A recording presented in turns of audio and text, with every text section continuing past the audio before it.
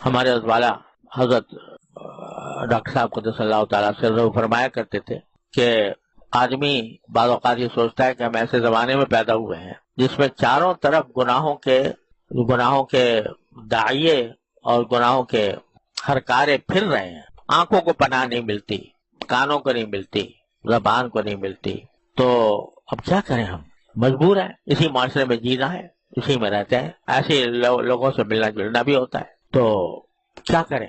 تو حضرت فرماتے ہیں کہ یہ تصور کرو کہ اللہ تبارک و تعالیٰ کی بارگاہ میں کھڑے ہو اور وہاں یہ عذر پیش کر رہے ہو کہ یا اللہ، آپ نے ہمیں پیدا ہی ایسے زمانے میں کیا کہ جس میں چاروں طرف گناہوں کے اسباب جمع تھے.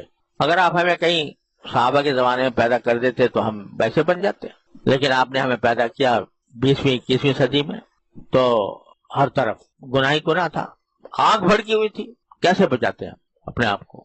تو یہ عذر تو تم نے پیش کر دیا. اس کے جواب میں اللہ تبارک و تعالیٰ اگر یہ پوچھیں کہ بتاؤ کہ جو آگ بھڑکی ہوئی تھی، گناہوں کی آگ بھڑکی ہوئی تھی، اس سے بچنے کے لیے مجھ سے کبھی رجوع کیا، کبھی مجھ سے مانگا کہ یا اللہ یہ آگ بھڑکی ہوئی ہے، مجھے بچا لے اس سے؟ اگر نہیں مانگا تو بتاؤ پھر کیا عذر ہے تمہارے پاس؟ کیا تمہیں میری قدرت پر یقین نہیں تھا؟ کیا تمہیں میری رحمت پر یقین نہیں تھا؟ اگر تمہیں میری قدرت اور رحمت پر یقین ہوتا تو کم از کم مجھ سے مانگتے تو صحیح، دل سے مانگتے کہ یا اللہ یہ گناہ کے ہرکارے پھر رہے ہیں، اپنی رحمت سے مجھے ان سے بچا لے، پھر تمہارا عذر بے شک ہوتا.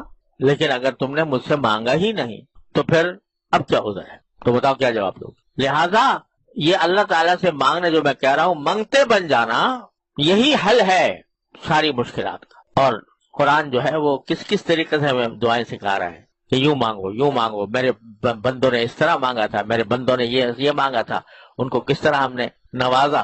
تو مانگو ربی انی مغلوب فانتصر، میں سارے دنیا کے اس موجودہ ماحول سے مغلوب ہو گیا ہوں، تو آپ ہی مدد کرو فرمائیے اپنے فضل و کرم سے.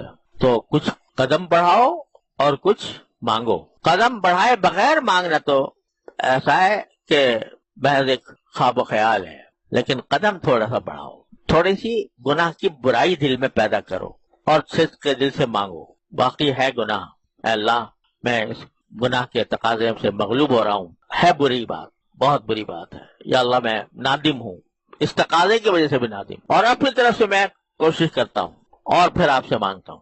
حضرت رومی رحمۃ اللہ علیہ فرماتے ہیں کہ یوسف علیہ السلام کو دیکھو کہ بھرپور جوانی ہے اور ایسی دعوت مل رہی ہے، خلوت ہے، تنہائی ہے، دروازے بند ہیں، تالے پڑے ہوئے ہیں. تو کیا معلوم آنکھوں سے دیکھ رہے تھے کہ تالے پڑے ہوئے ہیں، باہر نکلنے کا راستہ ہی نہیں ہے، مگر دروازے تک بھاگ گئے اور پکار لیا اللہ کو کہ اللہ میرے بس میں اتنا ہی تھا، باقی بچانا آپ کا کام ہے.